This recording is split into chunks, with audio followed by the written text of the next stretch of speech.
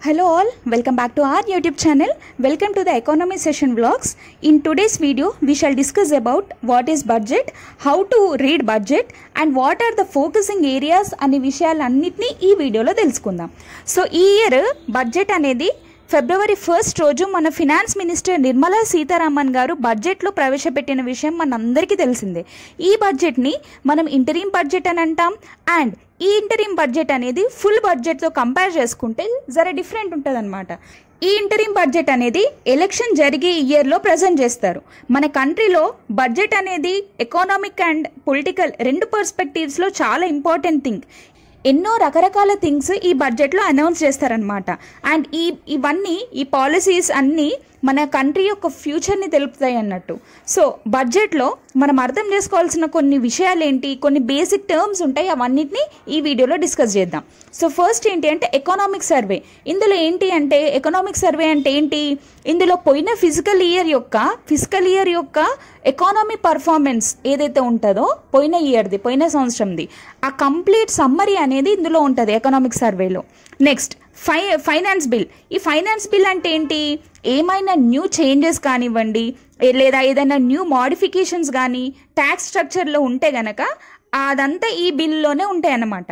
And ఈ finance bill అనేది లోక్సభలో యూనియన్ బడ్జెట్లో ప్రజెంట్ చేస్తారు. అండ్ కొత్త ట్యాక్సెస్లో చేంజెస్ ఏమన్నా వస్తే కనుక ఆ గవర్నమెంట్ ప్రపోజల్ ఏదైతే ఉంటుందో మెమోరెండంకి ఆ ప్రొవిజన్స్ యొక్క ఎక్స్ప్లెనేషన్ కూడా ఇందులో ఉంటాయి ఈ బిల్లో ఇవన్నీ ఇంక్లూడ్ అయి ఉంటాయి అన్నమాట.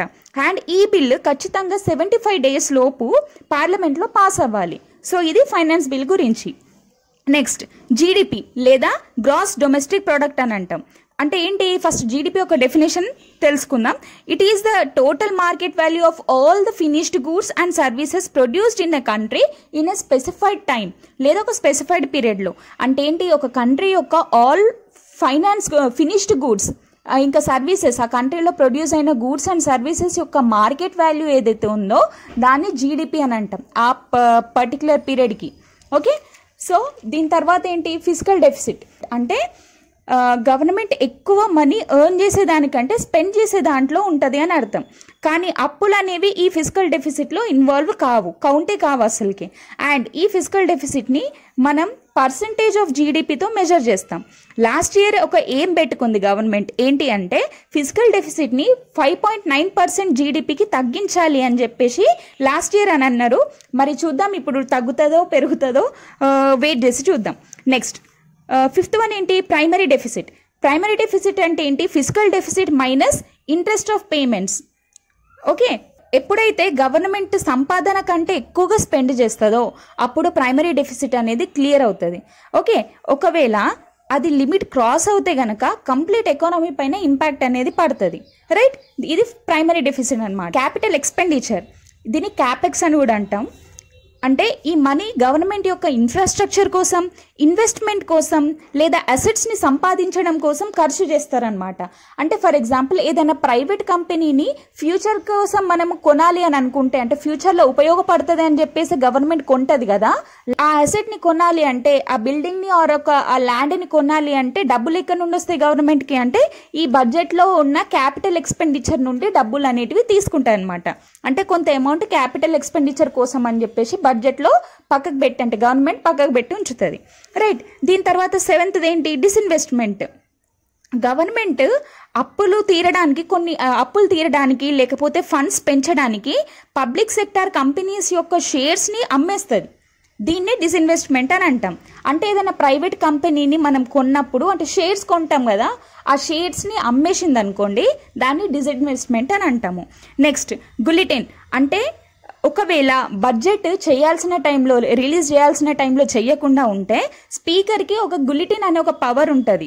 ఆమె ఆర్ అతను అది ఎప్పుడైనా అప్లై చేసుకోవచ్చు. ఎక్కడైతే మిగిలిపోయిన డిమాండ్స్ కానివ్వండి, గ్రాంట్స్ కానివ్వండి ఫర్దర్గా డిస్కషన్ పెట్టకుండా ఓట్ వేసేసి డైరెక్ట్గా ప్రాసెస్ని స్పీడప్ చేసుకోవడానికి ఉంటాయో అప్పుడు ఈ బులెటిన్ అనే దాన్ని యూజ్ చేస్తారు. Right, next consolidated fund of India. It includes government revenues and need for all expenses అనమాట. సో అంటే దీంట్లో ఏంటి, ఏమేమి ఇంక్లూడ్ అవుతాయి అంటే గవర్నమెంట్ రెవెన్యూ కానివ్వండి, మార్కెట్ బారోయింగ్స్ కానివ్వండి, రెసిప్ట్స్ ఫ్రమ్ ద లోన్స్, ఇవన్నీ దీంట్లో ఇన్వాల్వ్ అయ్యి వస్తాయి అన్నమాట. కొన్ని అదర్స్ కూడా ఉంటాయి, కొన్ని మనీ వేరే దానికి కూడా స్పెండ్ చేసి ఉంటాం అనమాట. కానీ ఫైనల్గా ఏంటి అని అంటే పార్లమెంట్ అప్రూవల్ చాలా ఇంపార్టెంట్ దీనికి, ఈ కన్సాలిడేటెడ్ ఫండ్ ఆఫ్ ఇండియాకి.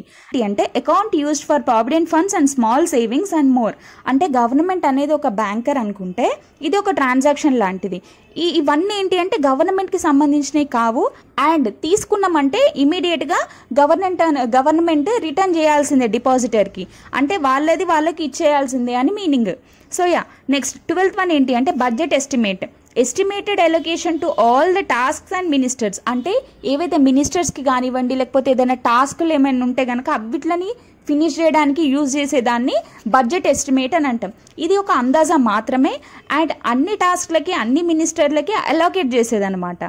ఇట్ ఈస్ జస్ట్ ఒక అందాజా మాత్రమే, కాబట్టి ఇది గవర్నమెంట్ యొక్క ఫైనల్ కన్క్లూజన్ కాదు, అది కౌంట్లోకి రాదనమాట. అండ్ అంటే ఎక్స్పెండిచర్ ఏదైతే ఉందో దానికి ఒక అప్పర్ లిమిట్ లాగా ఈ బడ్జెట్ ఎస్టిమేట్ అని చెప్పేసి మనం అనుకోవచ్చు. సో ఇవి చాలా ఇంపార్టెంట్ అయిన టర్మ్స్, అండ్ మనకి బేసిక్స్ ఇవి ఖచ్చితంగా తెలుసుకోవాల్సిందే. అండ్ దీనికి సీక్వెన్స్గా ఫర్దర్గా వీడియోస్ కూడా అప్లోడ్ చేస్తా. So that's it for today. I hope you like the session. Please do watch the video completely and do like, share, comment and subscribe to my channel. Thank you.